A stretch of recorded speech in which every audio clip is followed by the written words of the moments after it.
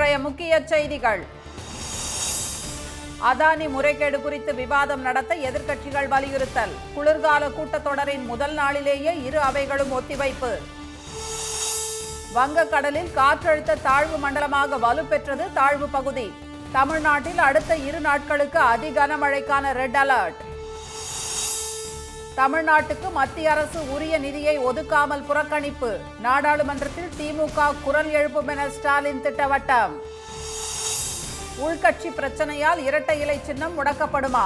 1 வாரத்தில் பதிலளிப்பதாக உயர்நீதிமன்றத்தில் தேர்தல் ஆணையம் உறுதி.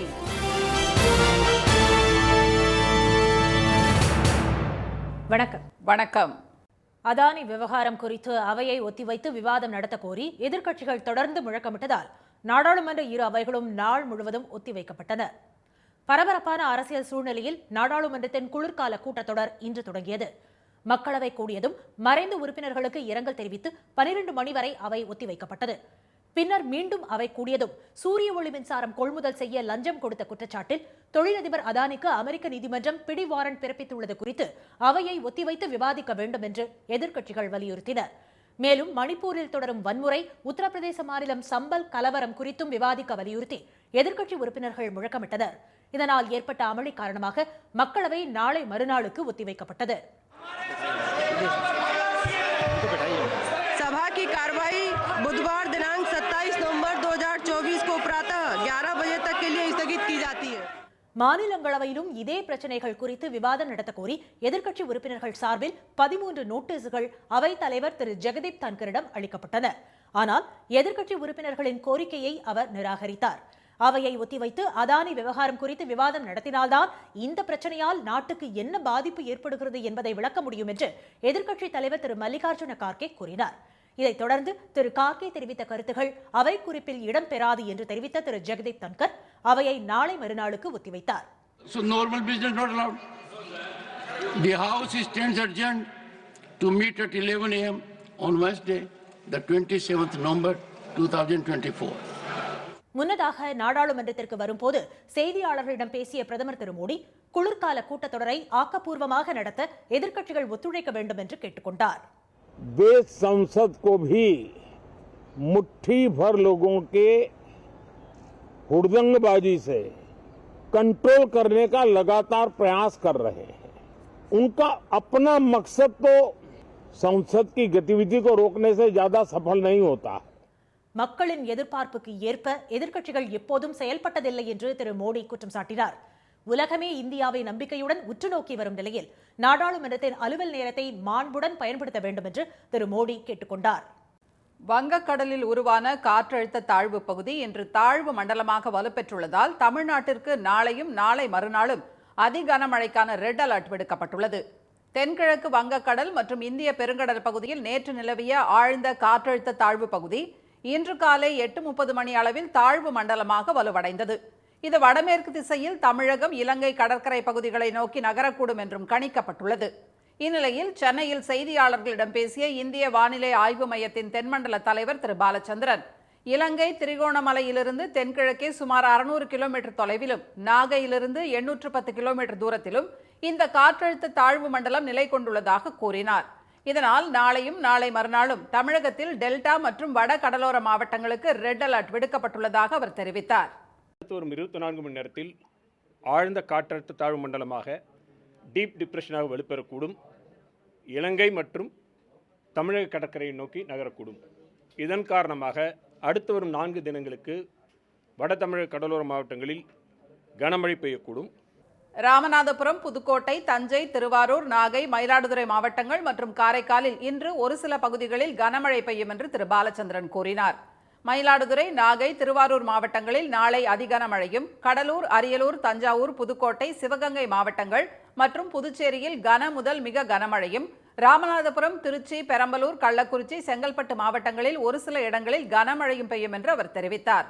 கடலூர், மயிலாடுதுறை மாவட்டங்கள் மற்றும் காரைக்கால் பகுதிகளில் ஒரு சில பகுதிகளில் நாளை மறுநாள் அதி கனமழையும், அரியலூர், திருவாரூர், நாகை, தஞ்சை, புதுக்கோட்டை, விழுப்புரம் மாவட்டங்கள் மற்றும் புதுச்சேரியில் மிக கனமழையும், ராமநாதபுரம், சிவகங்கை, திருச்சி, பெரம்பலூர், கள்ளக்குறிச்சி, செங்கல்பட்டு, சென்னை, காஞ்சிபுரம் மாவட்டங்களில் கனமழையும் பெய்யும் என்று திரு பாலச்சந்திரன் கூறினார்.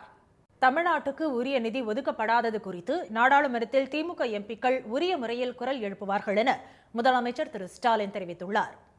சென்னை கண்ணகி நகரில் சீரமைக்கப்பட்டுள்ள மாற்றுத்திறனாளிகளுக்கான ஒருங்கிணைந்த சேவை மையத்தை முதலமைச்சர் இன்று திறந்து வைத்தார். விழாவுக்கு செல்லும் போது வழிநெடுக பொதுமக்கள் திரண்டு வந்து அவருக்கு உற்சாக வரவேற்பு அளித்தனர். இதையடுத்து முதலமைச்சர் திரு ஸ்டாலின் காரில் இருந்து இறங்கி பொதுமக்களுடன் கைகுலுக்கி வரவேற்பை ஏற்றுக்கொண்டார்.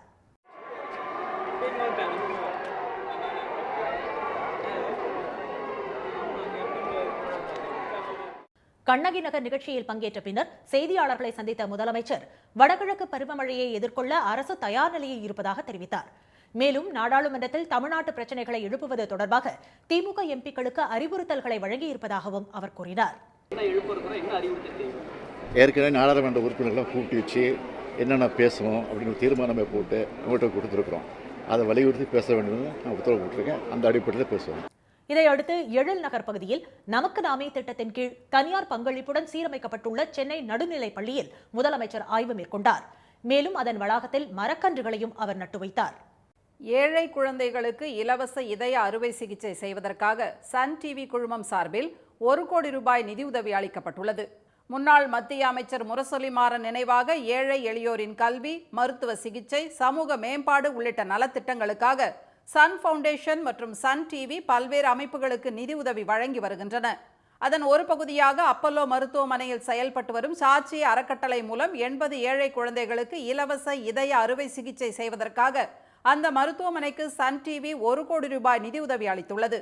இதற்கான காசோலையை அப்பல்லோ மருத்துவமனை குழந்தைகள் இதய சிகிச்சை பிரிவின் துறை தலைவர் டாக்டர் முத்துக்குமரனிடம் சன் டிவி குழுமம் சார்பில் திருமதி மல்லிகா மாறன், திருமதி காவேரி கலாநிதி மாறன் ஆகியோர் வழங்கினர்.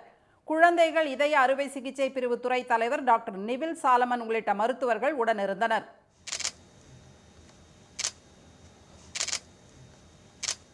இந்த நிதியின் மூலம் 80 ஏழை குழந்தைகளுக்கு இலவசமாக இதய அறுவை சிகிச்சை மேற்கொள்ளப்படும் என்று குழந்தைகள் இதய சிகிச்சை பிரிவின் தலைவர் டாக்டர் முத்துக்குமரன் தெரிவித்தார்.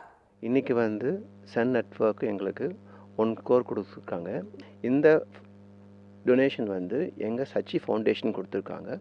இதன் மூலமாக 80 குழந்தைங்களுக்கு இருதய அறுவை சிகிச்சை செஞ்சு ஒரு புதிய வாழ்வு அளிக்க போகிறோம். ஏழை எளியோருக்கு கல்வி, அடிப்படை கட்டமைப்புகள் மற்றும் கற்றல் சூழலை மேம்படுத்துதல், தரமான இலவச சிகிச்சை, மகளிர் மற்றும் இளைஞர் நலன், கிராமப்புற மேம்பாடு உள்ளிட்ட நலத்திட்டங்களை செயல்படுத்துவதற்காக சன் டிவியும் சன் ஃபவுண்டேஷனும் தொடர்ந்து நிதி உதவி அளித்து வருவது குறிப்பிடத்தக்கது. இரட்டை இலை சின்னத்தை அதிமுகவுக்கு ஒதுக்கக்கூடாது என சமர்ப்பிக்கப்பட்ட விண்ணப்பம் மீது 1 வாரத்தில் உத்தரவு பிறப்பிக்கப்படும் என சென்னை உயர்நீதிமன்றத்தில் தேர்தல் ஆணையம் தெரிவித்துள்ளது. திண்டுக்கல்லைச் சேர்ந்த திரு சூரியமூர்த்தி என்பவர் சென்னை உயர்நீதிமன்றத்தில் தாக்கல் செய்துள்ள மனுவில் அதிமுகவின் உட்கட்சி விவகாரம் தொடர்பான உரிமையியல் வழக்குகள் முடிவுக்கு வரும் வரை அக்கட்சிக்கு இரட்டை இலை சின்னத்தை ஒதுக்கக்கூடாது என தெரிவித்துள்ளார். கட்சி விதிமுறைகளுக்கு எதிராக அதிமுக செயல்பட்டது தொடர்பாக தாம் அளித்த மனுவுக்கு தேர்தல் ஆணையம் இதுவரை எந்த பதிலும் அளிக்கவில்லை என அதில் கூறப்பட்டுள்ளது. கடந்த 2017 முதல் 2022ஆம் ஆண்டு வரை தேர்தல் ஆணையத்திற்கு இது தொடர்பாக புகார்கள் அளித்தும் நடவடிக்கை ஏதும் எடுக்காததால் பதிலளிக்க உத்தரவிடுமாறு மனுவில் கோரப்பட்டுள்ளது. நீதிபதிகள் திரு ஆர் சுப்பிரமணியன், திரு சி குமரப்பன் ஆகியோர் அடங்கிய அமர்வில் இந்த மனு இன்று விசாரணைக்கு வந்தது. அப்போது கடந்த பிப்ரவரி மாதம் மனுதாரர் அளித்த விண்ணப்பம் மீது தேர்தல் ஆணையம் இதுவரையில் ஏன் நடவடிக்கை எடுக்கவில்லை என நீதிபதிகள் கேள்வி எழுப்பினர். அதற்கு பதிலளித்த தேர்தல் ஆணையம் தரப்பு வழக்கறிஞர் திரு நிரஞ்சன் அந்த விண்ணப்பம் மீது 1 வாரத்தில் உத்தரவு பிறப்பிக்கப்படும் என உறுதியளித்தார். இதை பதிவு செய்து கொண்ட நீதிபதிகள் வழக்கின் விசாரணையை வரும் டிசம்பர் 2ஆம் தேதிக்கு ஒத்திவைத்தனர். இதனால் இரட்டை இலை சின்னம் மீது தேர்தல் ஆணையம் என்ன நடவடிக்கை எடுக்கப் போகிறது என அதிமுக தொண்டர்களிடையே பரபரப்பு ஏற்பட்டுள்ளது. மதுரையில் முன்னாள் அமைச்சர்கள் முன்னிலையில் நடந்த அதிமுக கள ஆய்வுக் கூட்டத்தில் அக்கட்சியினர் சரமாரியாக தாக்கிக் கொண்டதால் பரபரப்பு ஏற்பட்டது. சந்தைப்பேட்டை பகுதியில் முன்னாள் அமைச்சர்கள் செல்லூர் திரு ராஜு, நத்தம் திரு விஸ்வநாதன், திரு செம்மலை முன்னிலையில் இன்று அதிமுக கள ஆய்வுக் கூட்டம் நடைபெற்றது. அப்போது நிர்வாகிகளில் சிலர் மேடையில் ஏறி பேசுவதற்கு அனுமதி கேட்டனர். இதற்கு ஒரு தரப்பினர் எதிர்ப்பு தெரிவித்ததால் மோதல் ஏற்பட்டது. அப்போது ஒருவரை ஒருவர் சரமாரியாக தாக்கிக் கொண்டனர். நிர்வாகிகளின் மோதலை பார்த்து அதிர்ந்து போன முன்னாள் அமைச்சர்கள் சமரசம் செய்ய முயன்றனர். அனைவருக்கும் பேச அனுமதி வழங்கப்படும் என்று உறுதியளித்ததை அடுத்து மோதல் முடிவுக்கு வந்தது. நெல்லையில் நடந்த கள ஆய்வில் திரு வேலுமணி முன்பு அதிமுகவினர் நாற்காலிகளை தூக்கி அடித்துக் கொண்ட சம்பவம் அடங்குவதற்குள் மதுரையிலும் மோதல் அரங்கேறியுள்ளதால் தொண்டர்கள் குழப்பத்தில் உள்ளனர். இனி வருவது செய்தி துளிகள். அரசியலமைப்பின் முகவுரையில் உள்ள சோசியலிசம், மதச்சார்பின்மை ஆகிய வார்த்தைகளை நீக்க கோரி திரு சுப்பிரமணிய சாமி உள்ளிட்டோர் தொடர்ந்த வழக்குகளை உச்சநீதிமன்றம் தள்ளுபடி செய்துவிட்டது. இந்த வழக்கை விசாரித்த உச்சநீதிமன்ற தலைமை நீதிபதி திரு சஞ்சீவ் கன்னா தலைமையிலான அமர்வு சோசியலிசம், மதச்சார்பின்மை ஆகியவை அரசியலமைப்பின் அடிப்படை என்றும் சட்ட திருத்தம் செய்ய அதிகாரம் உள்ள நாடாளுமன்றத்திற்கு அரசியலமைப்பின் முகவுரையில் மாற்றம் செய்யவும் அதிகாரம் உள்ளதாக தெரிவித்துள்ளது. இந்தியாவை பொறுத்தவரையில் சோசியலிசம் என்பது அனைவருக்கும் சம வாய்ப்பு என்பதுதான் என்றும் நீதிமன்றம் தெளிவுபடுத்தியுள்ளது. மகாராஷ்டிர முதலமைச்சராக தம்மை நியமிக்க வேண்டும் என ஏக்நாத் ஷிண்டே திட்டவட்டமாக கூறியுள்ளதால் ஆளும் மகாயுதி கூட்டணிக்குள் சலசலப்பு நிலவுகிறது. மொத்தமுள்ள 288 தொகுதிகளில் 230 இடங்களை வென்றுள்ள அந்த கூட்டணியில் திரு ஏக்நாத் ஷிண்டே தலைமையினால் தான் இவ்வளவு பெரிய வெற்றியை பெற முடிந்தது என ஷிண்டே தரப்பினர் கூறி வருவதால் சிக்கல் அதிகரித்துள்ளது. காவல்துறை பெண் எஸ்பிக்கு பாலியல் தொல்லை கொடுத்ததாக தொடரப்பட்ட வழக்கில் பிணையில் வர முடியாத பிடி வாரண்ட் பிறப்பிக்கப்பட்டிருந்த முன்னாள் ஐஜி திருமுருகன் சைதாப்பேட்டை நீதிமன்றத்தில் இன்று ஆஜரானார். அவரது கோரிக்கையை ஏற்று பிடி வாரண்டை ரத்து செய்த நீதிபதி திருமதி சுல்தானா அர்பின் அடுத்த மாதம் 26ஆம் தேதி நேரில் ஆஜராக உத்தரவிட்டார். சென்னையில் நங்கநல்லூர் ரோடு மெட்ரோ ஸ்டேஷன் என்ற பெயரில் இயங்கி வந்த மெட்ரோ ரயில் நிலையம் OTA Nanganallur road metro station என பெயர் மாற்றம் செய்யப்பட்டுள்ளது. அதற்கான பெயர் பலகையை திறந்து வைத்த பின் பேசிய லெப்டினன்ட் ஜெனரல் கரம்பீர் சிங் பிரார், ஏற்கனவே பெயரிடப்பட்ட ஒரு மெட்ரோ ரயில் நிலையத்தின் பெயரை தங்கள் கோரிக்கையை ஏற்று மாற்றி உத்தரவிட்ட முதலமைச்சர், மெட்ரோ ரயில் நிறுவன அதிகாரிகள் உள்ளிட்டோருக்கு நன்றி தெரிவிப்பதாக கூறினார்.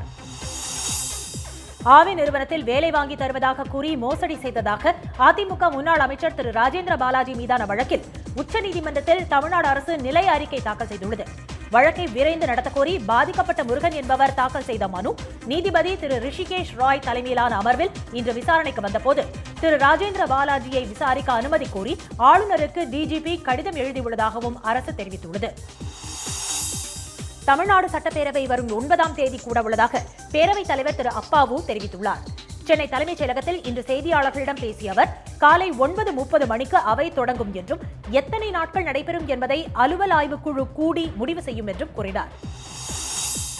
திருச்செந்தூர் கோயில் யானை தாக்கி உயிரிழந்தவர்களின் குடும்பத்திற்கு நிதியுதவி மற்றும் அரசு வேலை வழங்கியதற்கு தமிழ்நாடு முதுநிலை திருக்கோயில் பணியாளர்கள் சங்கம் நன்றி தெரிவித்துள்ளது. யானை தாக்கி பாகன் உதயகுமார் மற்றும் சிசுபாலன் ஆகியோர் உயிரிழந்த நிலையில் அவர்களின் குடும்பத்தினருக்கு 5 லட்சம் ரூபாய் நிதியுதவி வழங்கிய முதல்வர் உதயகுமாரின் மனைவிக்கு அரசு வேலை வழங்கி உத்தரவிட்டுள்ளார். செங்கல்பட்டு மாவட்டம் மேல்மருவத்தூர் ரயில்வே கேட் உடைந்ததால் 3 கிலோமீட்டருக்கு வாகனங்கள் அணிவகுத்து நின்றன. மேல்மருவத்தூரில் இருந்து சித்தாமூர் செல்லும் சாலையில் அமைந்துள்ள ரயில்வே கேட் உடைந்ததால் ஆங்காங்கே வாகனங்கள் நிறுத்தப்பட்டன. உடனடியாக பழுது சரி செய்யப்பட்டதால் நிலைமை சீராகியுள்ளது. திருச்சி மாவட்டம் முசிறி அருகே மாணவனை தாக்கிய தலைமை ஆசிரியரை காவல்துறையினர் கைது செய்தனர். கடந்த 22ஆம் தேதி மாடியில் இருந்த வகுப்பறையை மாணவன் ஜெகன் சுத்தம் செய்தபோது துடைப்பத்தின் குச்சிகள் கீழே நிறுத்தப்பட்டிருந்த தலைமை ஆசிரியரின் காரின் மீது விழுந்ததாக கூறப்படுகிறது. இதனால் ஆத்திரமடைந்தவர் மாணவனை தாக்கியதில் மாணவனுக்கு எலும்பு முறிவு ஏற்பட்டதால் கைது செய்யப்பட்டார். சபரிமலையில் நடை திறந்து 10 நாட்களில் 41 கோடியே 64 லட்சம் ரூபாய் காணிக்கை கிடைத்துள்ளதாக திருவிதாங்கூர் தேவசம் போர்டு தெரிவித்துள்ளது. மண்டல பூஜைக்காக கடந்த 15ஆம் தேதி நடை திறக்கப்பட்ட நிலையில் கடந்த ஆண்டை விட 13 கோடியே 33 லட்சம் அதிகமாக காணிக்கை வந்துள்ளது. சென்னை கோம்பேட்டையில் சிறுவர்களுக்கான மாநில அளவிலான சதுரங்க போட்டி நடைபெற்றது. 8 முதல் 15 வயதுக்கு உட்பட்ட சிறுவர்கள் 800 பேர் பங்கேற்ற போட்டியில் முதல் 3 இடங்களை பிடித்தவர்களுக்கு பரிசுகள், சான்றிதழ்கள் வழங்கப்பட்டன. கோவை அருகே ரேஷன் கடையை உடைத்து உள்ளே நுழைந்த யானைகள் அரிசி மூட்டைகளை சூறையாடியுள்ளன. தடாகம் நஞ்சுண்டாபுரம் பகுதியில் உள்ள ரேஷன் கடையின் கதவை உடைத்து உள்ளே புகுந்த யானைகள் அரிசியை வேட்டையாடின. இதை பார்த்த அப்பகுதி மக்கள் சத்தம் எழுப்பி யானைகளை விரட்டினர். இன்றைய வர்த்தக முடிவில் மும்பை பங்குச்சந்தை குறியீட்டு எண் சென்செக்ஸ் 992 புள்ளிகள் உயர்ந்து 80,109 புள்ளிகளாக இருந்தது. தேசிய பங்குச்சந்தை குறியீட்டு எண் நிப்டி 314 புள்ளிகள் உயர்ந்து 24,221 புள்ளிகளாக நிறைவடைந்தது. சென்னையில் இன்று ஆபரண தங்கத்தின் விலை சவரனுக்கு 800 ரூபாய் குறைந்து 1 சவரன் 57,600 ரூபாயாகவும் 1 கிராம் 7,200 ரூபாயாகவும் உள்ளது. வெள்ளி விலையில் எந்த மாற்றமும் இன்றி 1 கிராம் 101 ரூபாயாக உள்ளது. மீண்டும் இன்றைய முக்கிய செய்திகள். அதானி விவகாரம் குறித்து அவையை ஒத்திவைத்து விவாதம் நடத்த கோரி எதிர்க்கட்சிகள் தொடர்ந்து முழக்கமிட்டதால் நாடாளுமன்ற இரு அவைகளும் நாள் முழுவதும் ஒத்திவைக்கப்பட்டன. வங்கக்கடலில் உருவான காற்றழுத்த தாழ்வு பகுதி இன்று தாழ்வு மண்டலமாக வலுப்பெற்றுள்ளதால் தமிழ்நாட்டிற்கு நாளையும் நாளை மறுநாளும் அதி கனமழைக்கான ரெட் அலர்ட் விடுக்கப்பட்டுள்ளது. தமிழ்நாட்டுக்கு உரிய நிதி ஒதுக்கப்படாதது குறித்து நாடாளுமன்றத்தில் திமுக எம்பிக்கள் உரிய முறையில் குரல் எழுப்புவார்கள் என முதலமைச்சர் ஸ்டாலின் தெரிவித்துள்ளார். இத்துடன் இந்த செய்திகள் நிறைவடைந்தன. மீண்டும் சன் டிவியில் செய்திகள் காலை 7:30 மணிக்கு. செய்திகளை உடனுக்குடன் தெரிந்து கொள்ள QR கோடை ஸ்கேன் செய்து சன் நியூஸ் வாட்ஸ்அப் சேனலில் இணைந்திருங்கள். வணக்கம். வணக்கம்.